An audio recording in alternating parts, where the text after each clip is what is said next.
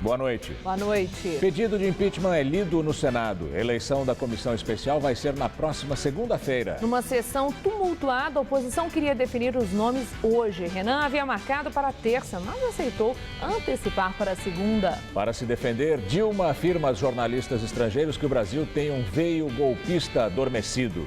Temer não responde às críticas da presidente e diz que vai aguardar em silêncio a decisão dos senadores. Laudo da Polícia Federal mostra pagamentos a Lula de uma conta usada pela Andrade Gutierrez para distribuir propinas. Vice-presidente da Câmara dos Deputados limita a investigação sobre Eduardo Cunha no Conselho de Ética.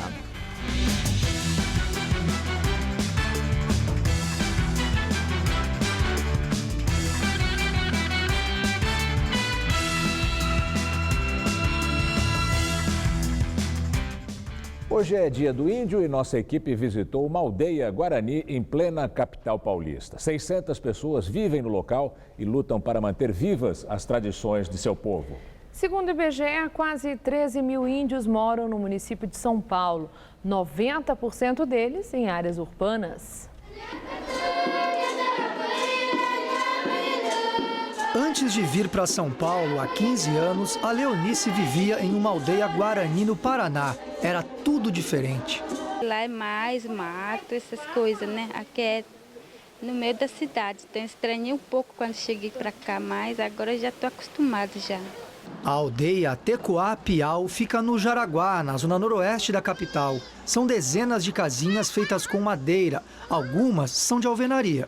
É mais fácil porque a gente consegue ir para as universidades, para as escolas, falar sobre a cultura guarani, que é importante.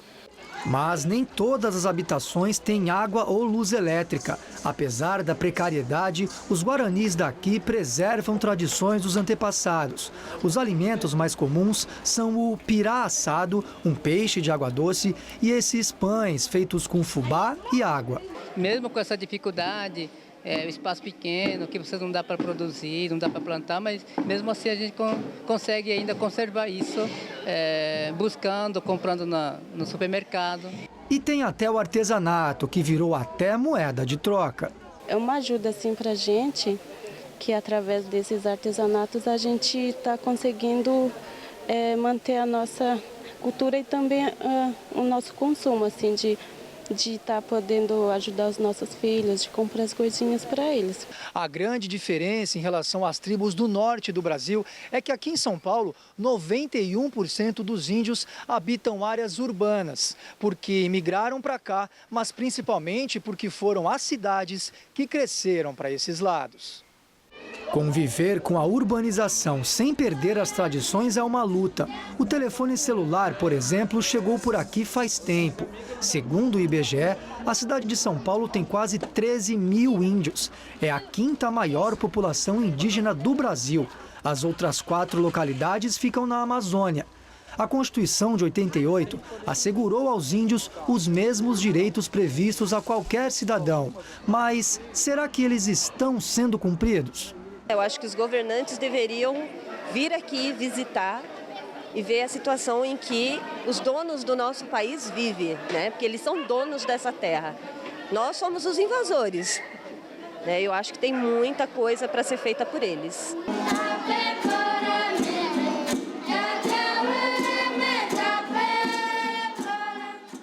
A Polícia Civil prendeu 2 integrantes da quadrilha que assaltou uma transportadora de valores em Campinas no mês passado. Na noite do crime, houve um intenso tiroteio e hoje a família de um funcionário da mesma empresa foi feita refém e solta após pagar um pagamento de R$1 milhão de resgate.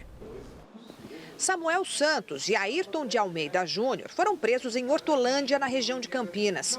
Os 2, que já eram fichados por roubo, tinham o papel de guardar o entorno enquanto o resto da quadrilha agia. Esses indivíduos atuam na contenção. A contenção seria aqueles indivíduos criminosos responsáveis por fazer a segurança do perímetro, para que aqueles que manuseiam os explosivos junto aos cofres possam trabalhar na explosão e conseguir retirar o dinheiro do cofre. A polícia chegou até eles depois de encontrar um dos carros usados pela quadrilha, que foi apreendido. O modelo blindado aparece na ação dos bandidos, flagrada pela câmera da empresa de transporte de valores. Com os assaltantes, a polícia encontrou parte do arsenal do bando.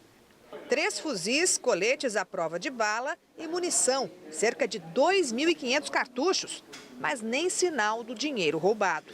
No mês passado, a quadrilha, com cerca de 15 homens, chegou atirando contra a empresa que transporta dinheiro. Usou dinamite para abrir o cofre e levou 50 milhões de reais. Ontem à noite, um funcionário da mesma empresa, a Protege de Campinas, teve a família sequestrada. Bandidos invadiram a casa dele e levaram a mulher e os 2 filhos pequenos do casal, que só foram libertados hoje, depois do pagamento do resgate. Ameaçado, esse funcionário foi trabalhar de manhã, carregou o carro forte, como de costume, e no local combinado com os criminosos, entregou R$1 milhão. Nesta tarde, durante uma entrevista coletiva, a Secretaria de Segurança Pública confirmou a ação, mas disse que ainda não poderia divulgar mais detalhes.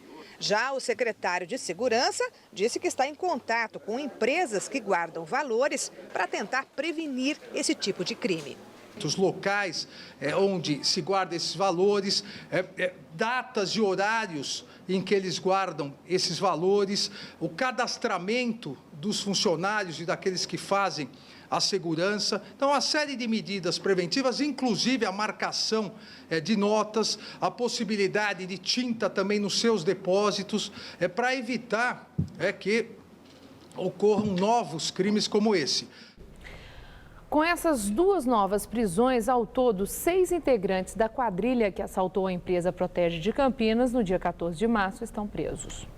O senador Delcídio do Amaral, agora sem partido, não compareceu pela 3ª vez ao Conselho de Ética para prestar depoimento no processo que pede a cassação do mandato dele.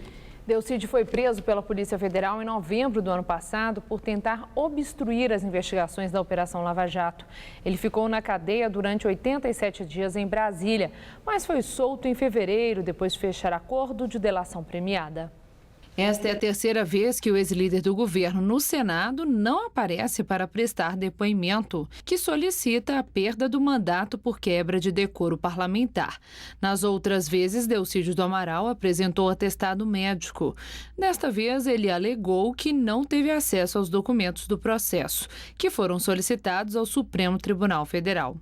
Como justificou o advogado que defende o senador, a falta de Delcídio causou irritação nos membros do Conselho de Ética. Que conselho de ética é esse que não pode dar uma definição quando ele está dando entrevistas em rádio, televisão, montando em moto, passeando e debochando de nós, os senadores que estamos aqui?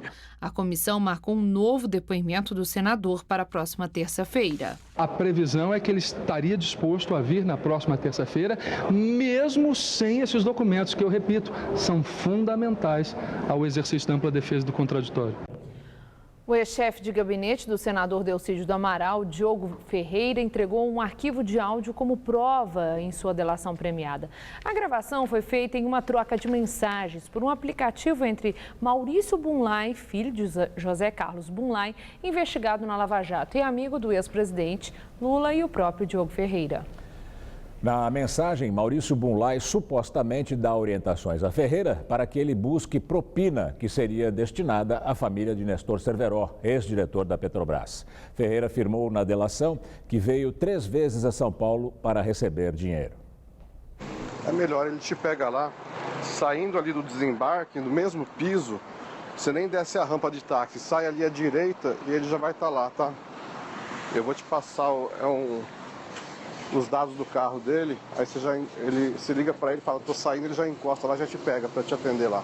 É um Ômega preto, placa NRO 8808. NRO 8808, um Ômega preto. Diogo Ferreira relatou que pegou o dinheiro e entregou depois, ainda no aeroporto, para Edson Ribeiro, que era advogado de Nestor Cerveró. As defesas de Cerveró e de Edson Ribeiro negam as acusações de Diogo Ferreira e afirmam que a família do ex-diretor da Petrobras não recebeu o dinheiro citado na delação.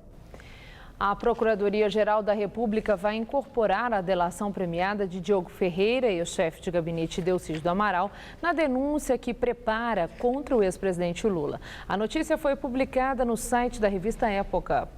As informações sobre pagamentos feitos por Maurício Bunlai, filho do pecuarista José Carlos Bunlai, para financiar a família do ex-diretor da Petrobras, Nestor Cerveró, constam da delação homologada pelo ministro do STF, Teori Zavascki.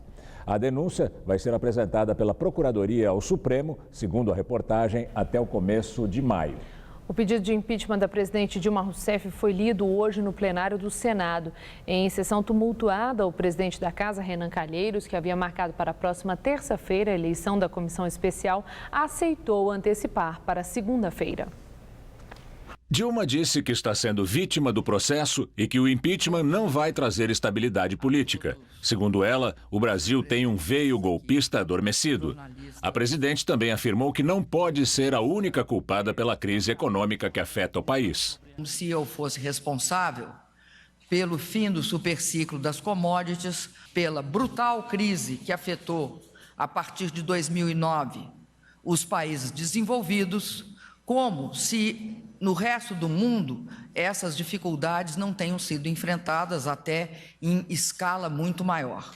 A presidente também voltou a criticar o vice-presidente Michel Temer. É uma tentativa de eleição direta de um grupo que, de outra forma, não teria acesso pelos meios, os únicos meios justificáveis num país que tem uma democracia que foi tão duramente conquistada, que é o voto direto e secreto da população brasileira.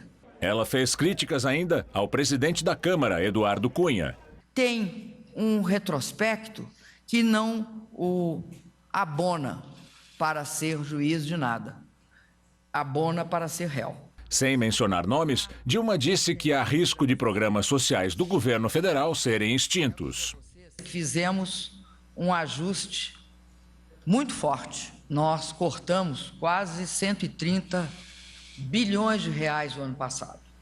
Agora, nós não fizemos um ajuste para cortar programa social, não. Nós fizemos um ajuste para preservar programas sociais. Agora, é preciso decisão política para fazer isso. Eu não posso querer atender a só um lado do país. E eu acredito que os que estão golpeando atendem só um lado do país. E estão vendendo terreno na Lua. O que vocês acabaram de ver foi um resumo da entrevista da presidente Dilma Rousseff a jornalistas estrangeiros. Agora, vamos à matéria do pedido de impeachment da presidente Dilma, que foi lido hoje no plenário do Senado. Depois de uma sessão muito tumultuada, o presidente da Casa, Renan Calheiros, que havia marcado para a próxima terça-feira a edição da comissão especial, aceitou antecipar para segunda-feira. A autorização aprovada domingo na Câmara dos Deputados foi lida hoje no plenário do Senado. Denúncia por crime de responsabilidade número 1/2015 em desfavor da presidente da República, Dilma Vana Rousseff. Mais cedo, Renan se reuniu com os líderes partidários. Ele disse que, a partir de agora, dará prazo de 48 horas para a indicação dos 21 membros da comissão, que vai ser formada por bloco partidário e não por partido isoladamente. A decisão não foi consensual e foi necessário fazer uma votação. A oposição queria que o colegiado fosse instalado hoje e acusou o PT de atrapalhar o andamento dos trabalhos. O Partido dos Trabalhadores se recusa a indicar os membros, deseja um prazo de 48 horas para essa indicação, o que já sinaliza claramente para uma tentativa de retardar o processo de julgamento do impeachment no Senado Federal. O líder do PT reagiu. Nós vamos indicar exatamente nas 48 horas que nos dá o direito. Não achamos que deve ser um julgamento desta monta atropelando regimentos e atropelando os direitos que os partidos têm de indicar. No plenário, os senadores voltaram a discutir a data para instalar a comissão. O senador Ricardo Ferraço, do PSDB do Espírito Santo, disse que o Brasil clama por uma ação do Senado. O país está à deriva, senhor presidente. A economia brasileira, com elevados reflexos sociais, se deteriora a passos largos. O presidente, Renan Calheiros, disse que gostaria de instalar a comissão hoje, mas que vai seguir o que foi acertado na reunião de líderes. Ele disse que vai seguir a Constituição, o acórdão do STF, a lei específica, o regimento interno do Senado e o rito precedente adotado no impeachment de Collor, em 1992. É esse processo legal que precisa ser seguido para nós não incorrermos na anulação do próprio processo. Aqueles que querem apressar o processo, independentemente dessa hierarquia de regras, cometem o erro, o equívoco de poder colaborar com a anulação do próprio processo. E agora vamos ao comentário de política com o José Neumann e Pinto. Olha, seria de rir, mas é para chorar. Você vê a presidente da República, eleita por 54 milhões de brasileiros, dizer que ela não tem culpa. Ela tem culpa, é a política econômica dela que produziu a maior crise econômica da história do Brasil, que produziu a maior crise política por inabilidade dela. Os 367 deputados que votaram sim, 2/3 mais 25, não pertenciam à oposição. A oposição não tinha nem 1/3 disso. Eram partidos da base dita aliada, que ela implodiu, ela é uma bomba. A presidente é uma terrorista suicida. Ela conseguiu, no Supremo Tribunal Federal, criar uma comissão. A comissão foi criada, o relatório é contra ela e ela diz que a comissão que ela criou é golpe. É o primeiro golpe da história da humanidade, é uma jabuticaba, feito à luz do dia, em transmissão por televisão, com o povo comemorando na rua. Santo golpe, né? Agora, ela convoca a imprensa estrangeira para passar um discurso absolutamente surrealista de que ela está sendo injustiçada, que é algo realmente contristador, quando ela recebeu uma votação massacrante na Câmara e quando ela colocou o Lula, que é um sujeito procurado pela polícia e pela justiça, comprando ausências, e o que produziu com maior comparecimento, sessão do Legislativo na história do Brasil.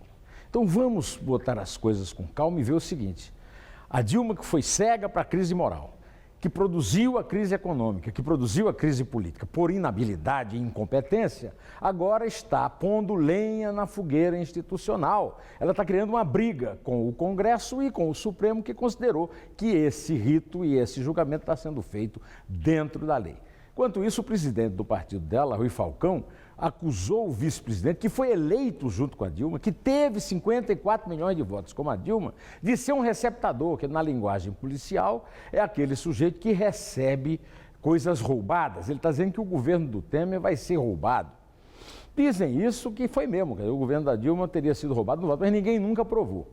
De qualquer maneira, o PT, através do seu presidente, está se comportando como aquele sujeito que bate uma carteira na rua e depois sai gritando, pega ladrão. Afinal de contas, foi sob o domínio de Lula e de Dilma que foi praticado o maior assalto aos cofres públicos da história do Brasil, quem sabe do mundo. Eu volto sexta-feira, direto ao assunto, para conversar com você em TV. Requerimentos sobre o escândalo da máfia da merenda, que envolve o governo paulista, governo tucano, que deveriam ser analisados hoje na Comissão de Educação e Cultura da Assembleia Legislativa de São Paulo, foram simplesmente deixados de lado. Os requerimentos protocolados sobre o escândalo da máfia da merenda nem chegaram a entrar em discussão. Hoje, os deputados votaram a favor da criação da virada cultural católica e também de instituir o Dia Estadual de Ação de Graças, um projeto que irá para a sanção do governador Geraldo Alckmin.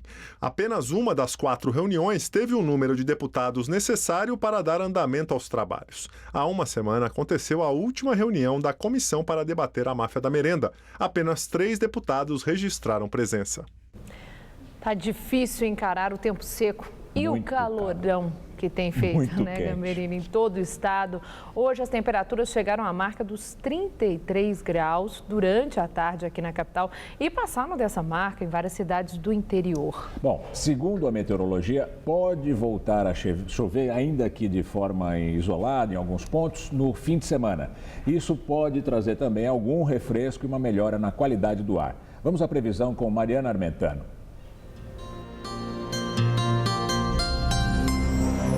Com as altas temperaturas predominando em todo o Brasil, o destaque para amanhã é que no extremo sul do país, o calor vai diminuir consideravelmente.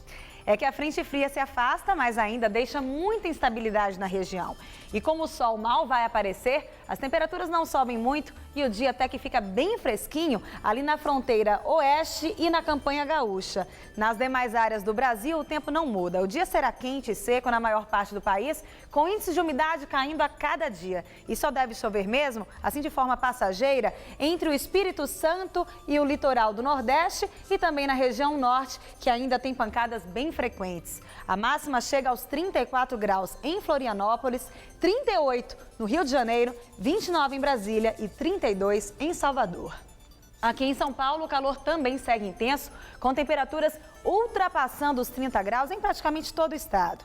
Sem chuvas, a umidade do ar não para de cair e isso potencializa o acúmulo de poluentes. E aí, a qualidade do ar fica bem prejudicada. Mas, no final de semana, poderemos ter algumas pancadas de chuva por aqui. Vamos ver como ficam as temperaturas em algumas cidades? Em Barretos, amanhã, mínima de 21 e máxima de 32 graus. Em Presidente Bernardes, no oeste do estado, calorão à tarde de 35 graus. E aqui na capital, temperaturas entre 19 e 32 graus. Relator da Lava Jato no Supremo Tribunal Federal, o ministro Teori Zavascki, manda a Justiça investigar um assessor do senador Fernando Collor de Mello por compra de votos. A decisão atende a um pedido do Procurador-Geral da República, Rodrigo Janot, após ter sido encontrado na residência de Cleverton Melo Costa, em Alagoas, um caderno com anotações possivelmente referentes à compra de votos. Teori Zavascki determinou que as suspeitas contra esse assessor fossem encaminhadas à Justiça Eleitoral de Alagoas. O ex-presidente Collor já foi denunciado ao Supremo Tribunal Federal por ter recebido 26 milhões de reais em propinas do esquema de corrupção na Petrobras. Laudo da Polícia Federal mostra que a empreiteira Andrade Gutierrez fez pagamentos ao ex-presidente Lula por meio de uma conta, que também serviria para pagar propinas no esquema de corrupção da Petrobras. O documento mostra que Andrade Gutierrez gastou cerca de 3 milhões e 600 mil reais em palestras de Lula e com doações ao Instituto Lula entre 2011 e 2014. O dinheiro transitou por uma conta identificada como overhead. Segundo a Polícia Federal, essa conta é normalmente utilizada na formação de orçamentos e contempla parcelas relativas a taxas administrativas da construtora.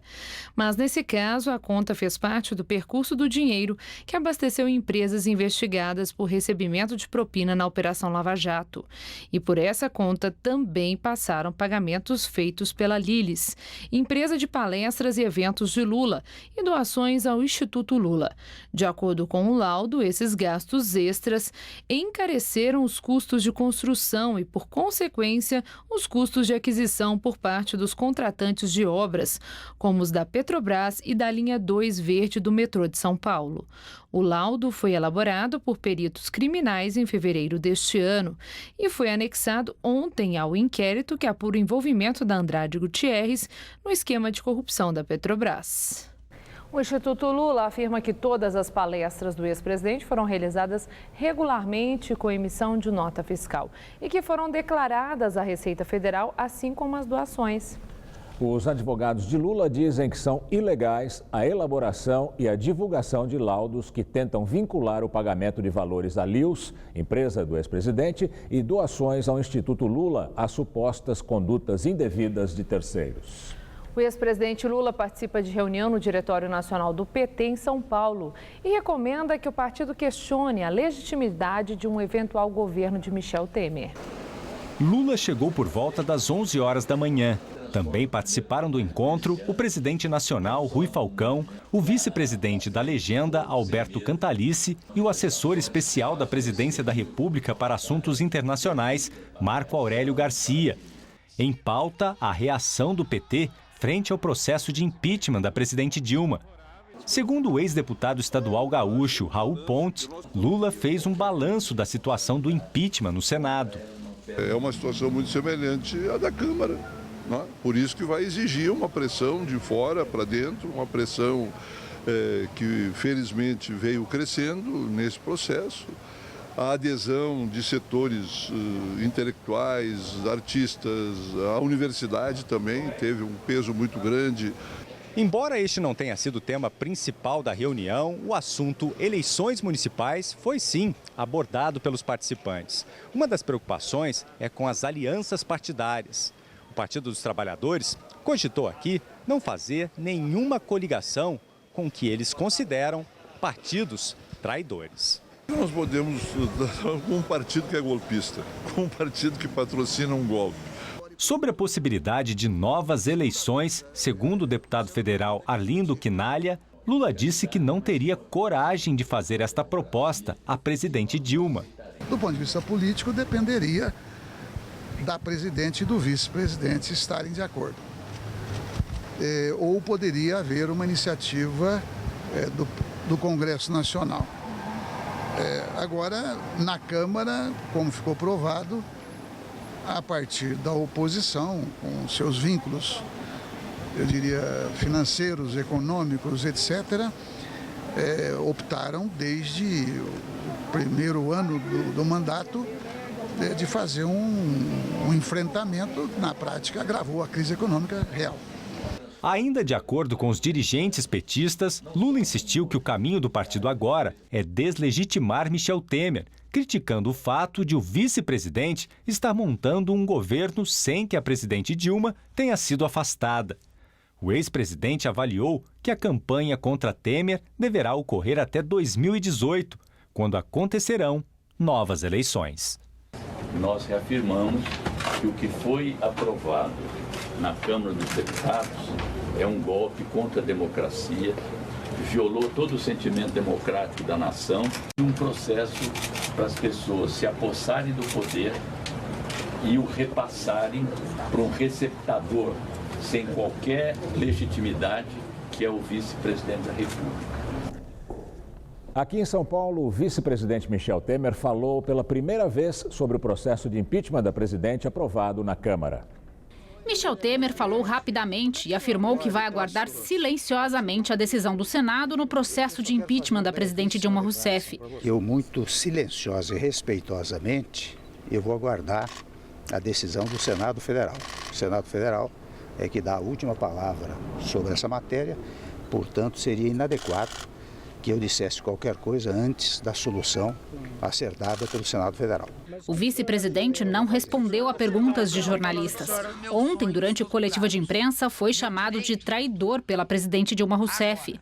Temer está em São Paulo, onde tem residência desde ontem de manhã. Ele tem participado de encontros e recebido visitas de políticos e aliados.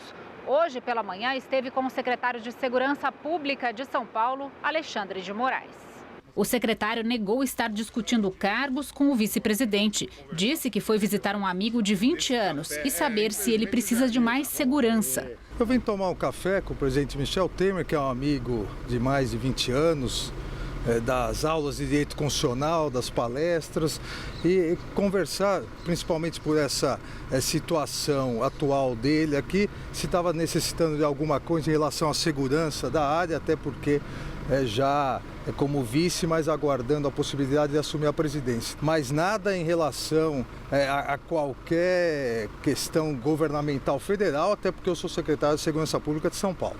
Ontem, Temer jantou com o senador Aécio Neves, do PSDB, e com o ex-presidente do Banco Central, Armínio Fraga. Mais cedo, ele teve um encontro em seu escritório com ex-ministros do governo Dilma. Thomas Traumann, que foi porta-voz da presidente, e o ex-ministro da Aviação Civil, Moreira Franco. Direto de Brasília, Josias de Souza fala sobre as diferenças entre Dilma e Michel Temer. Há dois governos no Brasil, um agonizante e o outro em serviço de parto. Enquanto Dilma Rousseff desperdiça o seu tempo concedendo entrevistas inúteis, Michel Temer apressa o passo para compor uma equipe. Temer prioriza a área econômica. Ontem, jantou com Armínio Fraga. ex-presidente do Banco Central no governo Fernando Henrique Cardoso. Deve falar com outros economistas, entre eles Henrique Meirelles, que presidiu o Banco Central nos governos Lula. A ideia é que o ministro da Fazenda saia desse núcleo de contatos que Temer vem realizando. Temer já enfrenta um primeiro problema. Ele fala em reduzir o número de ministérios, mas tem que compor uma base de apoio congressual e terá de satisfazer os apetites fisiológicos do PMDB e dos partidos que o rodeiam. É possível até que haja uma redução de ministérios, mas a fome é, hoje, maior do que a capacidade de cortar.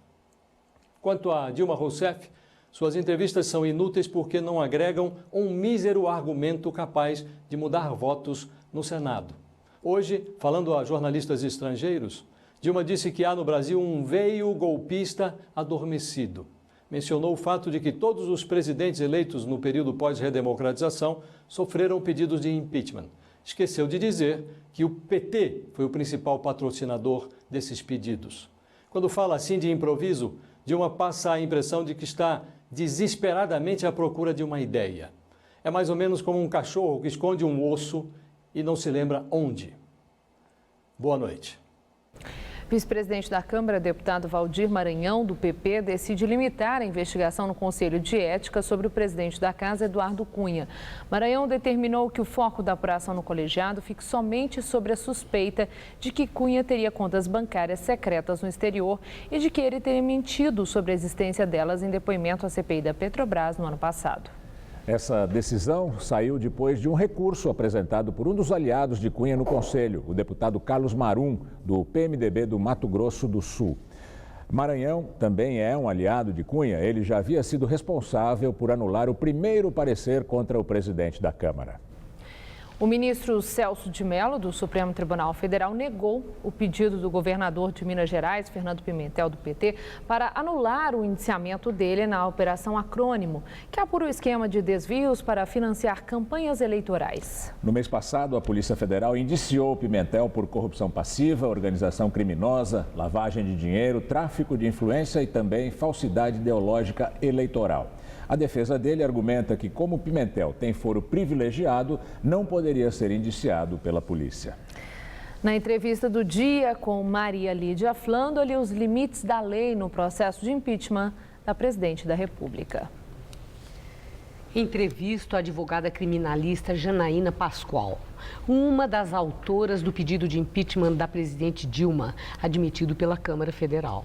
Janaína Pascoal é professora livre-docente da Faculdade de Direito da Universidade de São Paulo. Obrigada, professora, por estar conosco. Eu que agradeço um momento assim importante para esclarecimentos, porque são muitas as questões jurídicas sobre esse processo de impeachment. O próprio advogado-geral da União disse que a presidente não vai se curvar à decisão da Câmara Federal, porque entende que a decisão foi política, não foi técnica, foi um ato de vingança. E disse que o governo deve recorrer ao Supremo Tribunal Federal para questionar o mérito do pedido de impeachment. Eu quero ouvi-la sobre a consistência jurídica desse argumento do advogado-geral da União. Nenhuma. Não tem consistência nenhuma, porque a Constituição Federal ela é muito clara. Ela trata dos crimes comuns e dos crimes de responsabilidade. Alguns crimes comuns têm correspondência nos crimes de responsabilidade. Nem sempre é assim. No caso das pedaladas, por exemplo, existem figuras jurídicas no direito penal comum equivalentes. Tá? Então, o que diz a Constituição Federal? Quando a presidente ou o presidente pratica crime comum, a competência para analisar o mérito é do Supremo Tribunal Federal. Quando comete crime de responsabilidade, a competência é do Congresso Nacional, num procedimento bastante detalhado, que é justamente este procedimento de impeachment, que passa pela apresentação da denúncia, pela admissão pelo presidente da Câmara, pela verificação de uma comissão especial, pela votação na comissão, depois pela votação no plenário, né? E, na sequência, que é a fase justamente que nós estamos, na verificação no Senado, que também é bastante detalhada. Vai ter que ver se vai receber a denúncia, vai ter produção de provas. Ao final, vai ter um julgamento. que vai ser coordenado, presidido pelo presidente do Supremo Tribunal Federal. Então, assim, a Constituição é clara, ela não deixa espaço para, depois de passar por tudo isso, se acontecer no final do Congresso, do Senado dizer tem culpa, deve ser afastada ou permanecer afastada, não tem espaço para o Supremo rever isso. Infelizmente, eles estão trabalhando como se o Congresso Nacional fosse uma instância inferior ao Supremo. Porém, os poderes têm o mesmo nível hierárquico. Mas eu fico imaginando que para o cidadão comum, quem acompanha com muito interesse, e as audiências de todas as televisões, os jornais, as revistas, há um interesse geral muito grande pelo noticiário. Apoiadores da presidente Dilma e ela própria dizem que impeachment é golpe, é uma medida de exceção legitimada pelo Supremo Tribunal Federal. E há uma comparação, inclusive, com aquilo que aconteceu no Paraguai por ocasião da deposição de Fernando Lugo. Nós podemos entender que o Supremo está tomando partido, que o Supremo subscreve medida de exceção, está sendo conivente com um golpe. Bom, então vamos por partes. Eu não vou entrar no mérito do que aconteceu no Paraguai, porque também eu não conheço detalhes. Mas lá eles resolveram em 2 ou 3 dias, né? Eles resolveram a situação. Então, vamos dizer assim, o processo de impeachment no Paraguai durou dias. Nós apresentamos o pedido em 1º de setembro. O primeiro pedido, quando fomos lá, o doutor Eli e eu, foi 1º de setembro. Aí houve os aditamentos, disseram que não poderia ter aditamentos, nós reformulamos e apresentamos de novo no meio de outubro. O Supremo, se a gente for olhar o que o Supremo, o papel do Supremo, dá até para dizer que o Supremo está protegendo a presidente. Por que eu digo isso? Não digo isso com ar de crítica, mas de constatação. Porque pelo rito previsto na Lei 1079/50, que é a lei que trata do impeachment, o procedimento seria muito menos garantista do que este que está sendo seguido. Se a população recordar, em dezembro o Supremo decidiu esse novo rito, né? Fez o julgamento.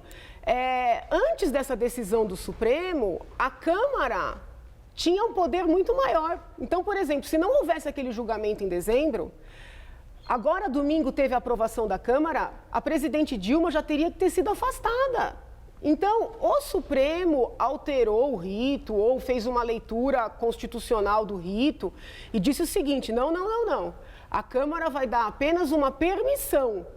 É o Senado que vai decidir se abre o processo e aí sim ela será afastada. O Supremo anulou aquela primeira comissão que tinha sido eleita e que se entendia que era uma comissão mais contrária ao governo. Então, o Supremo anulou, foi estabelecida uma nova comissão, a princípio mais favorável, e mesmo assim a presidente teve a votação contrária. Ou seja, nós poderíamos dizer que no lugar do Supremo estar compactuando com uma exceção, o Supremo até protegeu no sentido de garantir, né, maior defesa, maior chance de manifestação. Veja, sob o ponto de vista jurídico, daria até para questionar até que ponto a Advocacia Geral da União poderia estar defendendo a presidente. E por que não poderia? Porque a Advocacia Geral é da União, não é da pessoa física da presidente. Mas a presidente não é a autoridade institucional maior? Sim, mas é que o processo é contra a pessoa da presidente. Mas eu estou só levando... Dá para separar a pessoa da presidente, da figura institucional, presidente da República, comandante de governo? Eu estou levantando isso, não é nem porque eu queira questionar, porque se eu quisesse, eu até teria feito isso oficialmente lá. O doutor Hélio, por exemplo, não se conforma com essa situação. Ele me ligou, Janaína, isso não pode. Eu falei, doutor, vamos pensar o seguinte, como eu sou defensora, eu acho assim, direito de defesa acima de tudo. Ela confia nele. Ele está convicto, né, de fazer essa defesa para ela. Está dizendo, a presidente confia no Zé Eduardo Cardoso, advogado-geral. Isso, ele quer fazer a defesa. Eu acho assim, melhor que ela... Senão faz bem feito, hein? É porque não tem que argumentar, né? Ele defende com garra, mas como eles não têm argumentos para contrapor, não tem como ser melhor, porque não tem o que dizer. Mas assim, eu quero dizer o seguinte, se ela se sente confortável e ele também, eu prefiro que ela tenha a defesa que ela escolheu do que ficar levantando o que não pode e dar mais um argumento para eles dizerem que estão sendo vítimas, entendeu? Sim. Né? Tem uma situação também que tem sido questionada, que é o seguinte: a presidente, ela se defende pessoalmente com garra, ela tem falado com muita frequência, ela reitera, ela assumiu que ela é vítima de um golpe parlamentar, inclusive. Agora, quando a presidente da República, nos seus discursos formais, diz que a decisão parlamentar de uma outra instituição é golpe, isso tem apenas a conotação de um tom político, de uma reação, de indignação, mas de cunho político, ou, por ser a presidente da República que está falando, é uma acusação formal de governo? Olha, o que eu acho que a gente tem que lembrar é que o PT foi contra a Constituição de 88, né? O PT não quis nem assinar. Então, assim, quando eles não reconhecem um instituto que está na Constituição, que esse instituto está todo na Constituição, acaba sendo até coerente com a história deles, né? E a vitimização é uma marca do PT. O PT nunca assume, né? Olha, fiz isso, fiz aquilo. Não, eles sempre vitimizam. Então, eu acho que é um pouco coerente com o histórico do próprio partido. É uma atitude, veja, a autodefesa, ao lado da defesa técnica, é uma garantia de todo acusado. Então, ela se defender é um direito que ela tem. Agora, quando ela alardeia, por exemplo, internacionalmente que está sendo vítima de um golpe, isso é uma atitude, mais uma atitude irresponsável para uma chefe de Estado. Porque ela sabe que não está sendo... É uma sendo... denúncia de chefe de Estado? É uma denúncia de governo para a comunidade internacional? Hoje, por exemplo, o New York Times tem um editorial bem pesado no sentido de que a presidente do Brasil é vítima de um golpe, que ela está sendo responsabilizada pela crise econômica que o país passa e que esse golpe é promovido por um impulso de vingança de quem comanda o processo lá na Câmara Federal, Eduardo Cunha, que teve problemas políticos com ela num dado momento e eles romperam. O que eu acho que eles estavam tentando fazer, não sei se ainda querem, se conseguirão, é criar um clima de que está havendo uma crise, que está havendo uma quebra da institucionalidade para justificar um estado de defesa. Eles tentaram fazer isso. Né? Eles fizeram muitos comentários nesse sentido. Então, ela pode estar tentando criar um clima, inclusive internacional, para tentar declarar aqui um estado de defesa e está justificado internacionalmente. A senhora teme, uma vez que esses editoriais, eu citei no New York Times, o Washington Post também hoje tem ali críticas muito fortes, e eu soube pelo Natália agora há pouco que ele leu no Le Monde um artigo de opinião muito forte nesse sentido de que no Brasil está acontecendo um clima de golpe. Eles querem criar esse factoide. Tanto é que... Mas teme que isso possa ter uma amplitude, que haja esse problema? Veja, eu não espero nada de bom desse governo, entendeu? Esse governo é parceiro do Maduro, foi parceiro do Hugo Chávez. Mas esse estado de defesa foi mencionado agora, explique. Não, veja, Porque isso é grave e traz apreensão. Não, é grave, porque você declara estado de defesa quando você tem situações de convulsão social, né, de risco, de perda de controle. Então, assim, eles querem criar... E quem declara? Ela pode declarar, mas ela vai ter que ter o Congresso tem que corroborar. Então, quero crer que o Congresso não permitirá essa via, né, compactuará com essa farsa, né, porque é uma farsa. Não tem nada fora do que está previsto na Constituição acontecendo aqui. Pelo contrário, né, eu acho que o povo brasileiro deu uma demonstração de civismo. Nós passamos por um dia muito tenso no domingo, seja para um lado, seja para o outro. E não houve um conflito nas ruas. É que impeachment é mesmo dramático. Veja, mas o que eles fizeram foi excepcional também, né? Eles quebraram com os bancos públicos, entendeu? Para poder se manter no poder. É muito grave. A documentação do TCU, eu gostaria que esses jornais internacionais mandassem algum técnico para cá para analisar os documentos. Se eles analisarem os documentos com imparcialidade, entendeu? Eles vão perceber que não tem golpe nenhum. Na verdade, não havia alternativa. Não havia alternativa. Né? Agora, essa história de querer chamar a eleição é muito perigosa. Antecipar eleições gerais. Porque, veja bem, eles ficam falando que é golpe, que é golpe, que é golpe, mas tudo que a gente está fazendo tem respaldo constitucional. Toda hora eu falo os artigos. 167, 85, 86...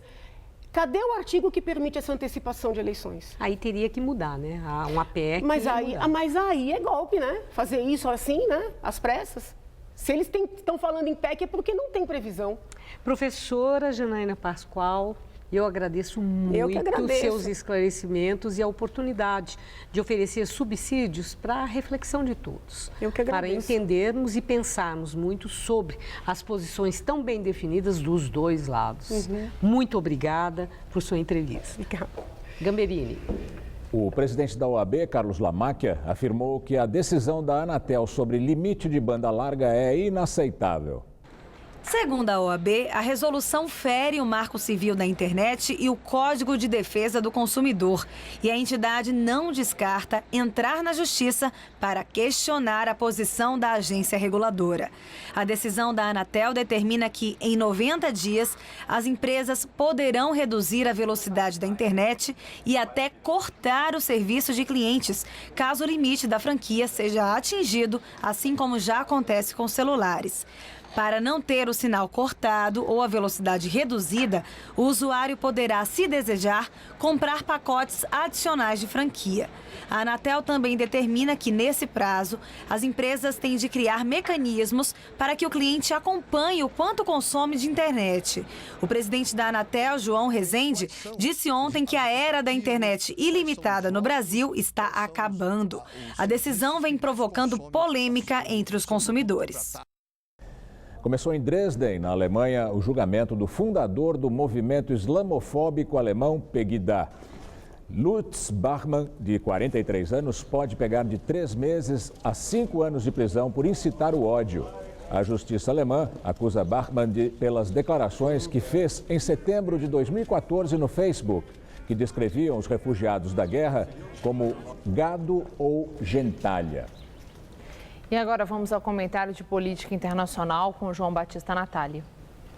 Guardem bem essa palavra, porque vocês ainda vão ouvi-la com muita frequência. A palavra é Pegida. É o nome de um grupo alemão de extrema-direita criado há menos de 2 anos e que já virou uma franquia política pela Europa.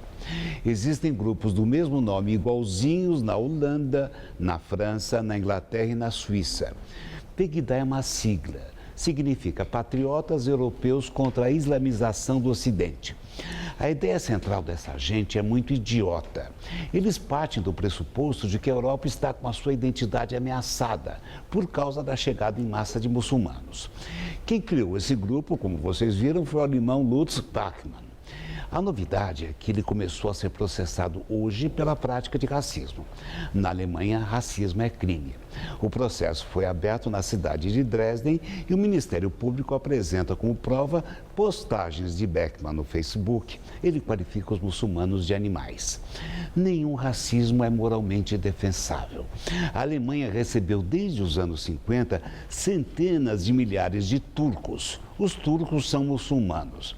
Eles, como operários, tiveram um papel fundamental na reconstrução do país que foi destruído pela Segunda Guerra.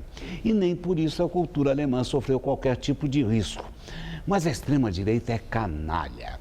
Ela procura provocar o medo. O medo é a semente do preconceito. E o preconceito acaba descambando em atentados. O Pegida já participou de hostilidades contra alojamentos de refugiados sírios. No ano passado, foram mais de 1000 atos de hostilidade, 5 vezes a mais do que em 2014. O Pegida é também acusado de pichações de mesquitas. Daqui a pouco eles vão também atacar cemitérios muçulmanos. O Pegida pratica um tipo de terrorismo ideológico. A respeito desse grupo e desse tipo, eu quero lembrar aquilo que disse o dramaturgo alemão Bertolt Brecht. Ele alertou há 70 anos contra o risco de renascimento do nazismo. E disse o seguinte: o ventre da besta imunda ainda está fértil. É assim que o mundo gira. Boa noite. E você vai ver a seguir os gols da classificação do Palmeiras no Campeonato Paulista. E sobe para 440 o número de mortos em terremoto no Equador. São mais de 2.000 feridos. 230 pessoas estão desaparecidas nos escombros. Tem novidade na conta de energia elétrica esse mês. Redução na tarifa. E vários fatores contribuíram para isso. A natureza fez sua parte, mandando mais chuvas. O Brasil fez a sua parte com novas usinas. E você também fez sua parte, com consumo consciente e combate ao desperdício. Por isso, a bandeira tarifária em abril é verde, ou seja, sem taxa extra na conta. Mais economia para todo mundo. Consumo consciente, nossa melhor bandeira por um mundo sustentável. Qual Casper você é? Eu sou jornalismo. Eu sou Relações Públicas. Eu sou Publicidade e Propaganda. Eu sou Rádio, TV e Internet. Essa é a minha Casper. Essa é a nossa Casper.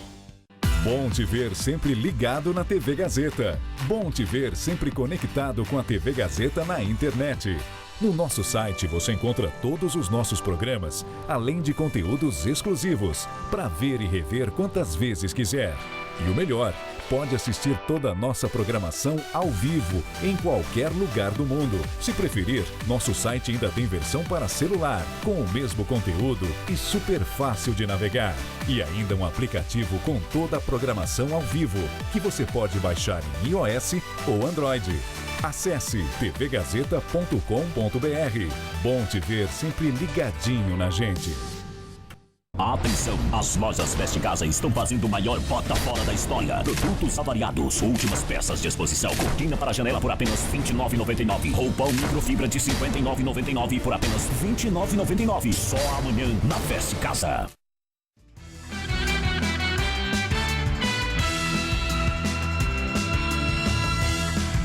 Vamos agora às notícias do esporte com Celso Cardoso e Estela Gontijo. O Palmeiras é o adversário do Santos nas semifinais do Campeonato Paulista. Celso Cardoso. O Palmeiras cumpriu com a obrigação e venceu em casa o São Bernardo por 2-0. Com a vitória, o time chega às semifinais com a terceira melhor campanha e por isso enfrenta o Santos, dono da segunda melhor campanha nas semifinais. Vamos aos gols da classificação palmeirense. A galera verde, que deu um voto de confiança ao time, quinta passada, quando o Palmeiras foi eliminado da Libertadores, marca a presença de novo no Allianz Parque. 30 mil pessoas, vale vaga na semifinal do Paulista. E vê Gabriel Jesus voltando de suspensão e voltando com a corda toda, aos 14 segundos. O São Bernardo dá um susto ou outro em Fernando Praz. O juiz para tudo, porque a torcida organizada acende sinalizadores. É proibido. Aos 35, ufa! Egídio cobra a falta na medida. Especialidade para Alexandro. Testada de casquinha no canto. Palmeiras 1-0. Dudu é sangue frio. O estreante Roger Guedes, idem, para Gabriel Jesus se consagrar no finalzinho. 2-0. Primeiro tempo nós tivemos alguns erros pelo nosso lado direito, algumas diagonais que foram feitas e aí o Fernando trabalhou bem. Já no segundo tempo equilibramos melhor, entendemos melhor o adversário e dentro da estratégia que a gente usou para o segundo tempo nós soubemos matar o jogo na velocidade.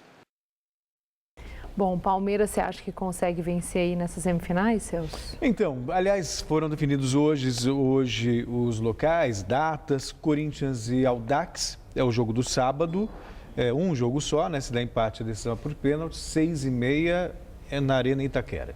E Santos e Palmeiras jogam na Vila Belmiro, porque o Santos tem melhor campanha, às 4h no domingo. O Santos é favorito até pelo fator campo, joga em casa, com o apoio da torcida única, diga-se de passagem. Então o Palmeiras vai ter que jogar mais do que tem jogado para passar para a final do campeonato. Agora, é um jogo que promete até pela rivalidade, né? Santos e Palmeiras decidiram o título de campeão paulista no ano passado e depois a Copa do Brasil. O Santos ganhou o Paulistão e o Palmeiras ganhou a Copa do Brasil. Tá certo, então, Celso. Muito obrigada. Até amanhã. Boa noite. Com você, Gamberini. Passa de 440 o número de mortos no terremoto no Equador. São mais de 2.000 feridos. 230 pessoas estão desaparecidas. As equipes de salvamento continuam a procurar sinais de vida debaixo dos escombros, com escavadeiras, tratores, pás e picaretas. O terremoto aconteceu na noite de sábado, em meio à tragédia. Acontecem algumas histórias de resgate, como a deste homem que foi retirado pelos bombeiros por meio de um buraco no teto de uma casa na cidade de Manta. O presidente Rafael Correia acompanha os trabalhos em Porto Viejo. Imagens gravadas por drone mostram a destruição na cidade turística de Pedernales, de 60 mil habitantes e uma das mais afetadas. Metade dos hotéis foi ao chão. A infraestrutura da cidade acabou. Não há serviços básicos como luz nem água potável. O Jornal da Gazeta termina aqui. A edição de hoje pode ser vista no site do Jornal da Gazeta. Mais notícias em nossa edição das 10. Uma boa noite para você. Voltamos amanhã, às 7 da noite em ponto. Boa noite e até lá.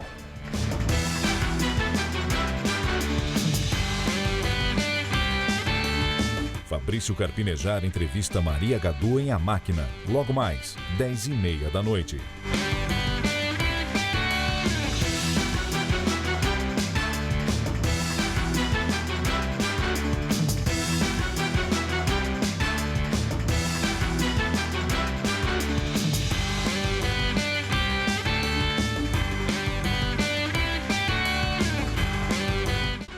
Jornal da Gazeta.